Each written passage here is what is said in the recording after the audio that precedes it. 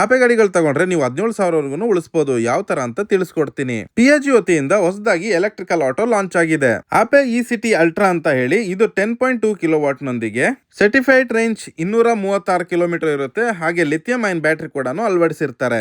ಈ ಎಲೆಕ್ಟ್ರಿಕಲ್ ಗಾಡಿಗೆ 5 ವರ್ಷ ವಾರಂಟಿ ಅಥವಾ 2,25,000 ಕಿಲೋಮೀಟರ್ ವಾರಂಟಿ ಕವರ್ ಆಗಿರುತ್ತೆ. ಹಾಗೆ ಆಪೆ ಕಡೆಯಿಂದ NXT ಪ್ಲಸ್ ಅಂತ ಅಂದ್ಬಿಟ್ಟು CNG ಗಾಡಿ ಕೂಡ ಅವೈಲೇಬಲ್ ಇದೆ. ಈ ಗಾಡಿನಲ್ಲಿ 6 kg CNG ಟ್ಯಾಂಕ್ ಇದೆ. ಹಾಗೆ 300 ಕಿಲೋಮೀಟರ್ ರೇಂಜ್ ನ ಕವರ್ ಮಾಡ್ಕೋಬಹುದು.